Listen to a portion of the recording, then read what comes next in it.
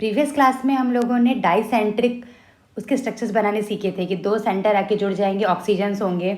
तो second period होगा तो 2/5 वाला रिलेशन लगाया था, अगर थर्ड पीरियड है तो 3.5 वाला। तो वैसे ही उसके बाद उस सीरीज़ में आगे बढ़ते हैं कि जो एसिड्स होंगे, एसिड्स दो टाइप के होते हैं, एक ऑक्सी एसिड और एक हाइड्रा एसिड। हम यहाँ पे पढ़ेंगे ऑक्सी एसिड्स। एसिड क्या होंगे? अगर वो एक H+ रिलीज़ किए, अगर उनके पास कंपाउंड में मॉलिक्यूलर फार्मूला में 4 हाइड्रोजन है या 3 हाइड्रोजन है, उसमें से वो एक ही H रिप्लेस कर सकते हैं मैक्सिमम, तो उसे क्या बोलेंगे? Monobasic acid. मोनो का मतलब एक बेस के साथ रिएक्ट कर सकता है, क्योंकि H+ किससे रिएक्ट करेगा? OH- से। अगर उसके पास एक ही है, एक H+ रिलीज कर रहा है, तो भी उसको मोनोबेसिक बोलेंगे। अल्टीमेटली ये एक फंडा है कि जितना H+ रिलीज करेगा, रिलीज भी हो सकता है, फर्निश मतलब सेम चीज़ है, आयोनाइज भी लिखा है, सारी चीज़ें एक ही चीज़ है, विच आयोनाइजेज 1 एसिड या एक H+ आयन, तो उसे क्या बोलेंगे? मोनोबेसिक। डाइबेसिक का मतलब कितना रिलीज करेगा? 2H+। Tribasic 3H+। अगर ज़्यादा होगा, 4 है तो टेट्रा, ऐसे पेंटा बोलते जाएंगे, पर लेकिन पूरा का पूरा कंबाइन कर दिया, उन्हें क्या बोल देंगे? Polybasic acid. कंफ्यूज नहीं होना, बेस नहीं है, वो बेस से रिएक्ट करेंगे, इसीलिए बोल रहे हैं पॉलीबेसिक एसिड। ऑक्सी एसिड्स को हम ऑक्सो एसिड्स भी बोलते हैं। ऑक्सी नाम से ही लग रहा है ऑक्सीजन होगा। किसको बोलेंगे हम ऑक्सी एसिड्स? ऐसे कंपाउंड जिसके अंदर जो हाइड्रोजन, एसिडिक हाइड्रोजन, वो ऑक्सीजन से कनेक्ट हो। कोई भी सेंट्रल एलिमेंट ले लिया, Z, O और H। H किससे कनेक्ट है? ऑक्सीजन से, उसे बोलेंगे हम ऑक्सी एसिड्स या ऑक्सो एसिड्स। जेड क्या हो सकता है? जनरली क्या होंगे? Non metals. बट ऐसा कुछ केस है जहाँ पे वो मेटल भी हो सकता है। ज़रूरी नहीं है कि नॉन मेटल वाला ही ऑक्सी एसिड बनाएगा, कुछ मेटल भी ऑक्सी एसिड्स बना सकते हैं। HCl है, इसमें हाइड्रोजन कनेक्ट है क्लोरीन से। यहाँ पे हाइड्रोजन ऑक्सीजन से कनेक्ट नहीं है, फिर भी ये एसिड है, एसिडिक है, तो उनको एसिड बोलेंगे, but it's not oxo acids. For oxo acids compulsory hydrogen must be connected to the oxygen. Clear? Example H2SO4, sulphuric acid. इसमें क्या है? हमारा सेंट्रल एलिमेंट S है। स्ट्रक्चर जब ड्रॉ करेंगे, हाइड्रोजन किससे कनेक्ट आएगा? ऑक्सीजन से, और S है non metal. Formic acid, hydrogen किससे कनेक्ट है? ऑक्सीजन से। सेंट्रल एलिमेंट जो मेन है वो है कार्बन, ये भी नॉन मेटल है। ये रहा हमारा दूसरा एग्जाम्पल, जिसके अंदर क्रोमियम है, जो क्रोमिक एसिड है, हाइड्रोजन कनेक्ट हो ऑक्सीजन से, बट बीच में क्या है? मेटल। तो ज़रूरी नहीं है कि जो जेड लिखा था वो नॉन मेटल ही हो, वो मेटल भी हो सकता है। ये रहा उसका एक example, that is chromium. D block का एलिमेंट है। HNO3 क्या नाम है इसका? Nitric acid, and non metal है। HClO4 perchloric acid, chlorine is a non metal. ये सब हमने ऑक्सी एसिड या ऑक्सो एसिड्स का इंट्रोडक्शन देख लिया। नाइट्रिक एसिड का स्ट्रक्चर प्रीवियस क्लास में भी देखा था, दोबारा देखते हैं। नाइट्रोजन 5 बॉन्ड नहीं बना सकता, एक बॉन्ड उसको कोऑर्डिनेट बॉन्ड ही बनाना पड़ेगा। ये स्ट्रक्चर क्यों गलत है?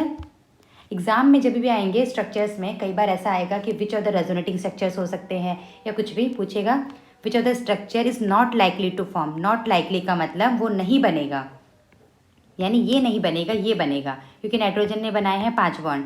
क्यों नहीं बनाएगा? Due to absence of D orbital. इसके पास वैकेंट डी ऑर्बिटल नहीं होता, तो अपना ऑक्टेट एक्सपेंड नहीं कर सकता। मैक्सिमम 8 ही रखेंगे। 8 का मतलब 8 इलेक्ट्रॉन, मैक्सिमम 4 बॉन्ड बना सकता है, उससे ज़्यादा बनाया 5 बॉन्ड मतलब 10 नहीं रख सकता, तो ये स्ट्रक्चर होगा गलत। ऑक्सी एसिड्स स्टार्ट करते हैं। नाइट्रोजन का लेते हैं, पहले कॉमन लेंगे, फिर उसके बाद हम लोग मेटाफॉस्फोरिक, पायरोफॉस्फोरिक, साइक्लिक, पॉली सारे डिस्कस करेंगे 1 by 1। HNO3 है नाइट्रिक। यहाँ पे 3 ऑक्सीजन है, तो यहाँ पे लगाया है रिक, RIC मतलब इकाया। फिर उसके बाद एक ऑक्सीजन को कम कर दिया तो लगेगा अस, यानी ये वाला पार्ट मेन था, उसको बोल दिया एक नाइट्रिक एसिड। फिर उससे एक ऑक्सीजन कम किया तो नाइट्रस। इसका ये रहा स्ट्रक्चर। इसके पास कितने H+ है? कितना H+ रिलीज कर सकता है? H+ है 1। इसके पास भी H+1। हाइड्रोजन कनेक्ट है ऑक्सीजन से, ये भी होगा ऑक्सी एसिड्स। एक और चीज़ नोटिस करेंगे, नाइट्रोजन के जो एसिड होंगे वहाँ पे हाइड्रोजन और नाइट्रोजन का रेशो कितना है? रेशो देखेंगे 1:1। यहाँ पे एक हाइड्रोजन है एंड नाइट्रोजन है। नाइट्रोजन का एक और एसिड हम बाद में देखेंगे, उसमें भी क्या आएगा, हाइड्रोजन और नाइट्रोजन का रेशो 1:1। याद रखना है इसका, इस कंसेप्ट का यूज़ हम बाद में एक वाटर एडिशन वाले में भी देखेंगे। फास्फोरस के कितने हैं, H3PO4, H3PO3, H3PO2। इसको बोलेंगे हम फॉस्फोरिक। इससे एक ऑक्सीजन कम आ गया तो क्या बोलेंगे, फॉस्फोरस। इससे भी एक और कम, उस केस में हाइपो मतलब होता है कम, हाइपर मतलब ज़्यादा। इससे कम आया ऑक्सीजन तो नाम क्या होगा, हाइपोफॉस्फोरस। इस केस में सबके पास दिख रहे हैं 3H, पर तीनों H एसिडिक हाइड्रोजन नहीं है, तीनों H आयोनाइज नहीं होंगे। इस केस में तीनों के तीनों आयोनाइज होंगे, तीनों एसिडिक हाइड्रोजन है, क्या बोलेंगे इसको, ट्राई बेसिक एसिड। इस केस में out of 3 only 2 hydrogen acidic होंगे। In this case, at the last case, यहाँ पे होगा 1। इसको कैसे याद रखना है, फॉस्फोरस वाला रिलेटिवली एक्सेप्शनल केस बोल सकते हैं बाकी सारे ऑक्सी एसिड्स में। यहाँ पे दिखने के, जैसे कहते हैं ना खाने के दांत अलग दिखाने के अलग, वैसा ही यहाँ पे दिख रहे हैं, सारे एसिडिक नहीं होंगे। इसको आप ऐसे याद कर सकते हैं, मैंने ऐसे याद किया है, जितने भी हाइड्रोजन होंगे फॉस्फोरिक वाले में, फॉस्फोरस केस में जितने भी ऑक्सीजन होंगे उससे एक कम एसिडिक होगा। यहाँ पे 4 हाइड्रोजन दिख रहे, सॉरी 4 ऑक्सीजन है तो कितने होंगे हाइड्रोजन, 3 रिप्लेसेबल। 3 है ऑक्सीजन तो 2 ऑक्सीजन है तो 1 रिप्लेसेबल है, ये आयोनाइजेबल हाइड्रोजन है। ये सेम ऐसा ही क्वेश्चन सेम आया था अभी जेईई मेंस 2021 में।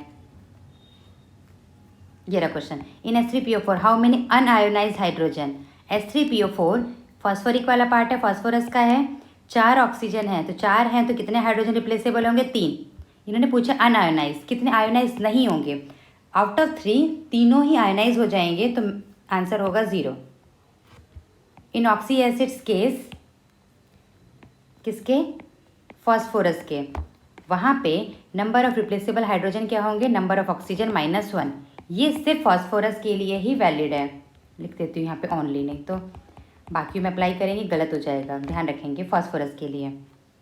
फॉस्फोरस की एसिड, बाकी सब एसिडिक में देखेंगे कि जिसका ऑक्सीजन स्टेट ज़्यादा है वो ज़्यादा एसिडिक है, पर यहाँ पे उल्टा होगा, H3PO2 ज़्यादा एसिडिक है। यहाँ पे नंबर ऑफ हाइड्रोजन की बात नहीं कर रहे कि कौन ज़्यादा हाइड्रोजन देगा, हाइड्रोजन तो ये ज़्यादा रिलीज़ करेगा, चाहे स्लोली रिलीज़ करे, पर एसिडिक स्ट्रेंथ कौन जल्दी देगा, किसका स्ट्रेंथ ज़्यादा है, वो क्या होगा, H3PO2, फिर होगा H3PO3, H3PO4। ये है एसिडिक स्ट्रेंथ का ऑर्डर। इसको अच्छे से मार्क कर लें, मैं यहाँ पे स्टिकर लगा देती हूँ, ध्यान रखना है, ये बहुत इंपॉर्टेंट है। एक सेकेंड, इसको लिख लें कॉपी में।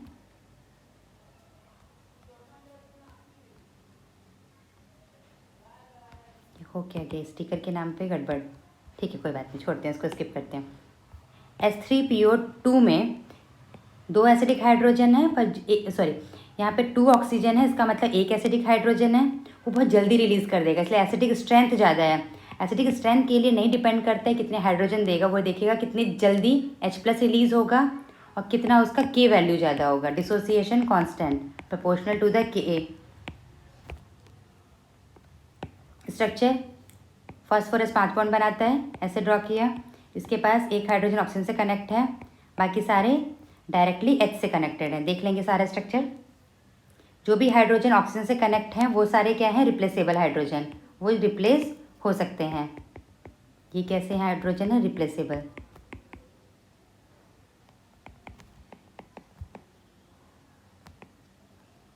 इसका स्ट्रक्चर बहुत इंपॉर्टेंट है, तीनों का ड्रॉ करेंगे। सल्फर के, सल्फ्यूरिक H2SO4, सल्फ्यूरिक, अगर उससे एक कम करेंगे तो क्या बोलेंगे उसको, सल्फ्यूरस। इनके पास दोनों हाइड्रोजन है, दोनों हाइड्रोजन रिप्लेस कर सकते हैं, मैक्सिमम 2 हैं, दोनों जा सकते हैं। ये रहा इसका स्ट्रक्चर। ऑक्सीजन 2 बॉन्ड बनाएगा और हाइड्रोजन 1 बॉन्ड बनाएगा, सल्फर मैक्सिमम 6 बना सकता है, तो ड्रॉ कर देंगे इसका। यहाँ पे दोनों हाइड्रोजन दोनों रिप्लेस हो जाएंगे, जब दोनों रिप्लेस हुए तो कंपाउंड कैसा बन जाएगा, O पे नेगेटिव, ये H+ रिलीज़ हुआ, यहाँ पे O नेगेटिव, इसका भी H+ रिलीज़ हुआ, कितने हो गए, 2। ये इसका अगर 1 मोल लेंगे तो 2 H+ रिलीज़ होगा। सिमिलरली यहाँ पे भी 2 H+ रिलीज़ हो सकता है, वो क्या था, फॉस्फोरिक और फॉस्फोरस। हैलोजन के ऑक्सो एसिड्स, हैलोजन कौन कौन से होते हैं? Fluorine, chlorine, bromine, iodine. उनका स्ट्रक्चर या उनके एसिड्स देखते हैं। फ्लोरीन एक ही बॉन्ड बना सकता है क्योंकि उसके पास क्या है? 3 लोन पेयर, सेकेंड पीरियड का है, अपना ऑक्टेट एक्सपेंड नहीं कर सकता, absence of vacant D orbital, HOF। ये रहा स्ट्रक्चर। इसमें एक ही हाइड्रोजन है जो इलेक्ट्रोनेगेटिव से कनेक्ट है, वो ऑक्सीजन है, इसलिए ऑक्सो एसिड्स हैं और वो एसिडिक है, एक H रिलीज होगा। इन सबके पास एक एक हाइड्रोजन है, सारे एसिडिक है, रिलीज हो जाएंगे। HOCl, क्लोरीन थर्ड पीरियड का है तो इनके पास वैकेंट डी ऑर्बिटल हैं, ये सब अपने ऑक्टेट को एक्सपेंड कर सकते हैं, ये 4 पीरियड 5 पीरियड। तो क्या होगा? HOCl, कहीं पे लिखा होगा HClO, इसका मतलब ऐसा नहीं है कि हाइड्रोजन और क्लोरीन के पीछे बॉन्ड है। हाइड्रोजन किससे कनेक्ट है? ऑक्सीजन से। शॉर्ट फॉर्म में ऐसे लिख देते हैं HOClO। इसको कैसे लिख सकते हैं हम? HClO2। समझना है, जरूरी नहीं एग्जाम में वो सिंपलेस्ट फॉर्म करके दे, उन्हें क्वेश्चन पूछना है तो वो थोड़ा ट्रिकी फॉर्म में या कंफ्यूजिंग फॉर्म में होगा, तो कन्फ्यूज़न ना हो इसलिए पहले ही प्रैक्टिस करके रखेंगे। HOCl3 यहाँ क्लियर। ऐसे ही ब्रोमीन होंगे, क्लोरीन के सारे एसिड बनेंगे पर ब्रोमीन में ये दोनों एसिड नहीं होंगे। ये वाला पार्ट आपको P ब्लॉक में मिलेगा NCERT में। ये स्ट्रक्चर गलत है क्योंकि ऑक्सी एसिड्स हैं तो हाइड्रोजन कनेक्ट होगा ऑक्सीजन से, ये करेक्ट है। क्लोरीन के सारे एसिड बना दिए। HClO3 को बोल रहे हैं क्लोरिक एसिड, उससे कम होगा ऑक्सीजन तो क्या नाम होगा? क्लोरस। क्लोरस से भी कम तो क्या नाम आएगा? हाइपो। कम के लिए हाइपो वर्ड बोलेंगे, ज़्यादा के लिए हाइपर। HClO4 क्लोरिक से ज़्यादा है तो क्या बोलेंगे उसको? Hyper chloric acid. ये है हाइपोक्लोरस, क्लोरस, क्लोरिक और हाइपरक्लोरिक। इन सब का स्ट्रक्चर ड्रॉ करेंगे। ऑक्सीजन है, ऑक्सीजन के पास कितने वैलेंस इलेक्ट्रॉन? 6।